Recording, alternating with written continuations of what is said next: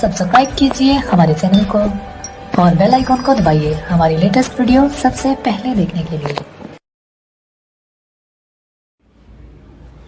Good morning साथियों, आप सभी का स्वागत है दिशा कंपटीशन क्लासेस में। आज मैं आप लोगों को इतिहास में मध्यकालीन इतिहास के पूर्व का इतिहास, मध्यकालीन इतिहास के पूर्व का इतिहास, जो मध्यकालीन इतिहास से संबंधित है उसके बारे में बताऊंगा।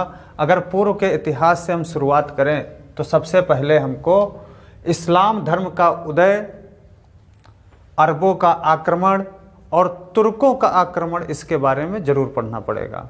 आज मैं आप लोगों को इस्लाम धर्म के उदय से संबंधित जितनी भी चीज़ें हैं उनके बारे में बताऊंगा। अगर हम इस्लाम धर्म के उदय की बात करें तो इसके प्रवर्तक या संस्थापक हजरत मोहम्मद साहब थे।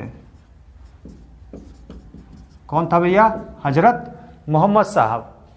इनका जन्म मक्का के हासिम के पुत्र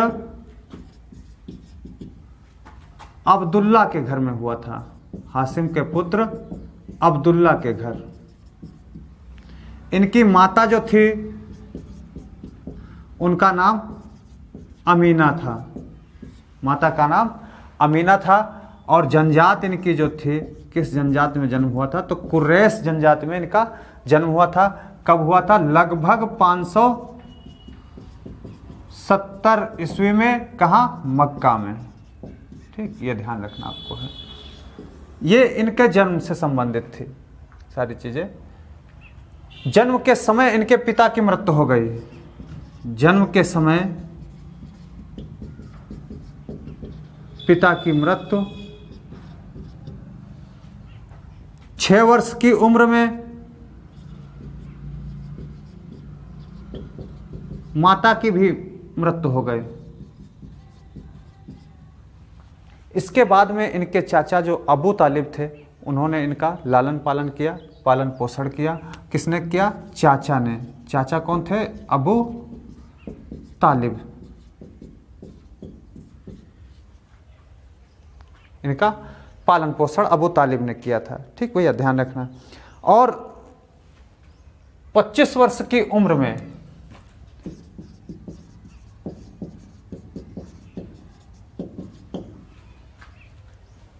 इनका विवाह, 25 वर्ष की उम्र में इनका विवाह हुआ। किसके साथ हुआ? 40 वर्षीय धनी महिला खदीजा के साथ।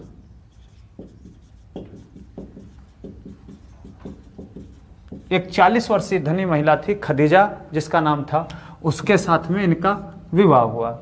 और इनको 40 वर्ष की उम्र में, 40 वर्ष की उम्र में फरिश्ता, जिनका नाम था जिब्राइल,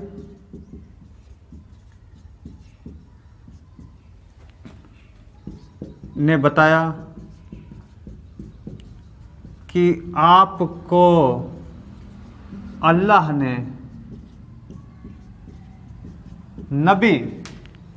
नबी आपको अल्लाह ने नबी मतलब सिद्ध पुरुष, नबी मतलब सिद्ध पुरुष, और नबी मतलब सिद्ध पुरुष, और रसूल मतलब देवदूत बनाकर भेजा है। यह किसने बताया? जिब्राइल नामक फरिश्ता ने 40 वर्ष की उम्र में इनको, मोहम्मद साहब को बताया कि आप नबी हैं मतलब सिद्ध पुरुष हैं, और रसूल मतलब देवदूत बना करके आपको इस दुनिया में भेजा गया है। आप इस्लाम धर्म का प्रचार करिए और अल्लाह का प्रचार करिए। यहाँ पर इनको बताया गया। इसके बाद में इन्होंने मक्का में इस्लाम धर्म का प्रचार करना शुरू कर दिया। मक्का में इस्लाम धर्म का प्रचार करना शुरू कर दिया।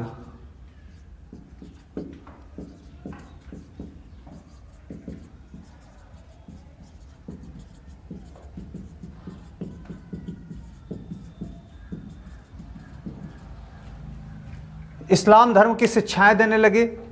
और इस्लाम उस समय मक्का में कंडीशन ये थे कि वहाँ पर मूर्ति पूजा प्रचलित थी बहुत ज़्यादा, और अनेकेश्वरवाद था, मूर्ति पूजा, जिसका इन्होंने विरोध किया, क्योंकि इस्लाम धर्म में क्या बताया गया, एकेश्वरवाद बताया गया था और मूर्ति पूजा के बारे में नहीं बताया गया था। इसलिए मक्का वालों ने इनका विरोध करना शुरू कर दिया, बहुत ज़बरदस्त तरीके से विरोध किया, जिसके कारण इनको 28 जून 622 ईस्वी को मक्का छोड़ना पड़ा।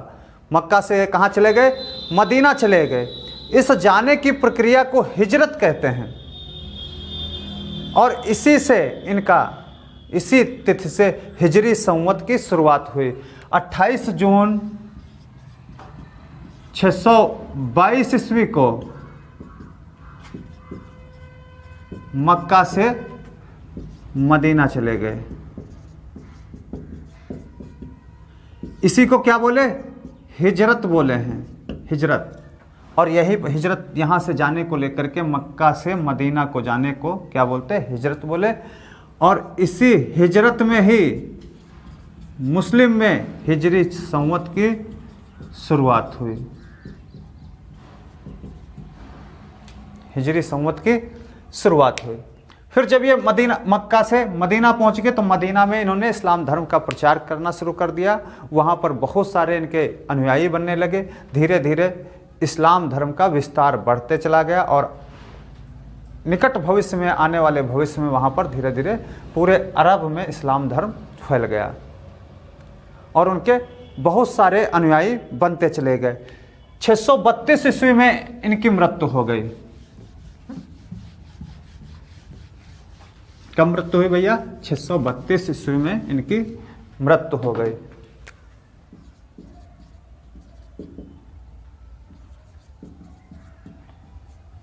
मृत्यु। और इन्होंने जो शिक्षाएं दी वो क्या शिक्षाएं थी, एक शिक्षा थी एकेश्वरवाद। एकेश्वरवाद की शिक्षा इन्होंने बताई, सबसे महत्वपूर्ण जो शिक्षा इनकी थी। और कुरान को पढ़ना,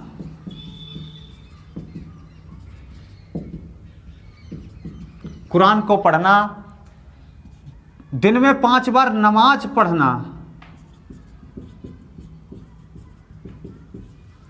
रमजान महीने में रोजा रखना,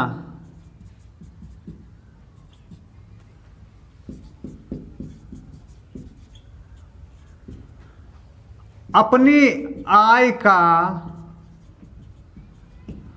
1/10 भाग जकात, कितना बताया, 1/10 भाग जकात देना, ठीक, ये बताया। इसके अलावा मद्य निषेध बताया, शराब ना पी जाए, नशा ना किया जाए।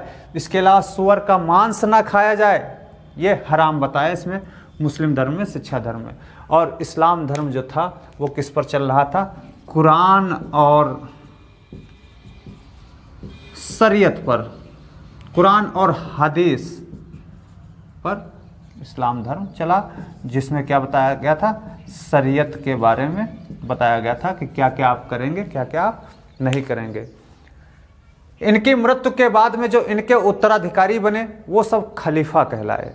इनके बाद 4 उत्तराधिकारी महत्वपूर्ण बने, जिनके बारे में हम लोग देखेंगे कौन कौन से उत्तराधिकारी 4 बने थे।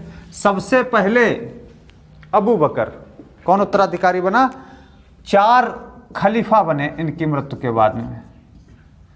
नंबर 1 अबू बकर, और नंबर 2 ये 632 से 634 तक रहे थे। नंबर 2 उमर, कहाँ से रहे, 634 से 644 तक कौन रहा, उमर रहे थे। और नंबर 3 जो थे उस्मान,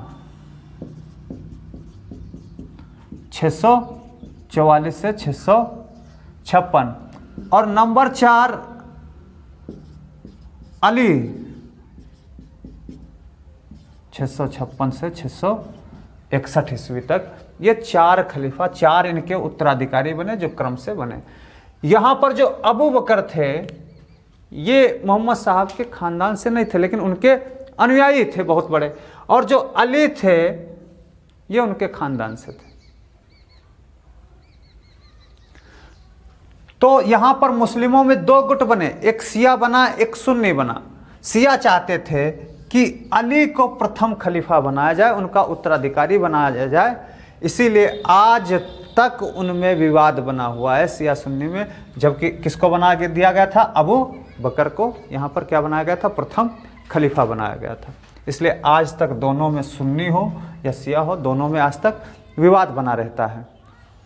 632 से लेकर के 634 तक अबू बकर ने कई विजय हासिल की, जिससे जो इस्लाम धर्म था वो अरब से बाहर अब ईरान, फारस की तरफ बढ़ रहा था धीरे धीरे, इराक की तरफ बढ़ रहा था धीरे धीरे, क्योंकि कई सारी विजय यहाँ पर हासिल की थी। उमर ने और उसका विस्तार किया धीरे धीरे,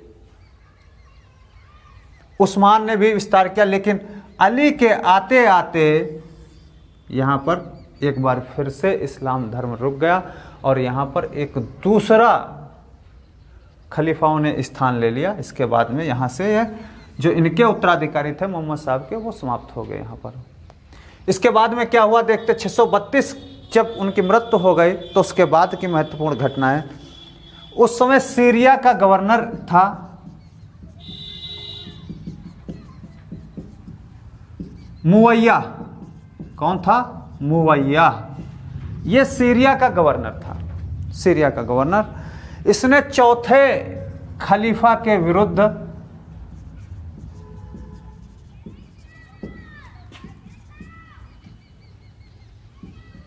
विद्रोह कर दिया। चौथे खलीफा के विरुद्ध इसने विद्रोह कर दिया, जिसमें चौथे खलीफा जो अली थे ये मारे गए।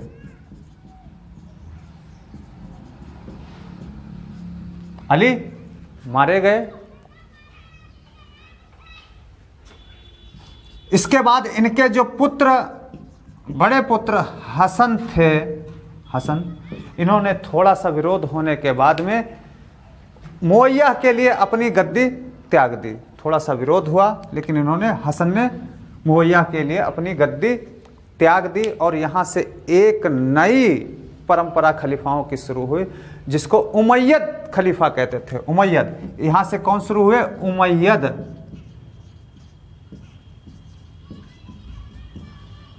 खलीफा। और इन्होंने अपनी राजधानी किसको बना लिया? दमिश्क को अपनी राजधानी बना लिया। दमिश्क को अपनी राजधानी बनाया। ये उमैयद खलीफाओं ने अपनी दमिश्क को अपनी राजधानी बनाया। और जो यहाँ पर जो अली थे, चौथे खलीफा जो थे, वो मारे जाने के बाद में यहाँ से ये पूरा चक्र जो था ये खत्म हो गया यहाँ पर। फिर कुछ समय के बाद में लगभग 750 ईस्वी आते आते अली अब्बास नामक एक व्यक्ति ने विद्रोह कर दिया उमैयद खलीफाओं के खिलाफ। अली अब्बास 750 ईस्वी के आसपास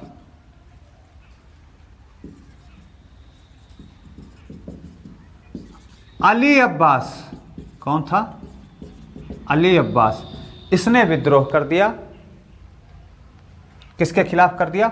उमैयद के खिलाफ। उमैयद खलीफा जो थे इनके खिलाफ विद्रोह कर दिया और इनको नेस्त नाबूद कर दिया, खत्म कर दिया। इसके बाद में इसने एक नई परंपरा खलीफाओं की डाली, नई परंपरा जो क्या कहलाई? अब्बासिद खलीफा। अब्बासिद खलीफा। अली अब्बास के जो उत्तराधिकारी बने उनको क्या कहा गया? अब्बासिद खलीफा। अब्बासिद खलीफा। इन्होंने क्या किया? अपनी राजधानी को दमिश्क से कहां ले गए? बगदाद ले गए। अब बहुत ही बड़े क्षेत्र पर इस्लाम धर्म फैल चुका था। जितना अरब से लगे हुए जितने भी देश थे, सीरिया भी हो गया, आगे ईरान, इराक, ये सब पूरी तरीके से विस्तृत हो चुका था।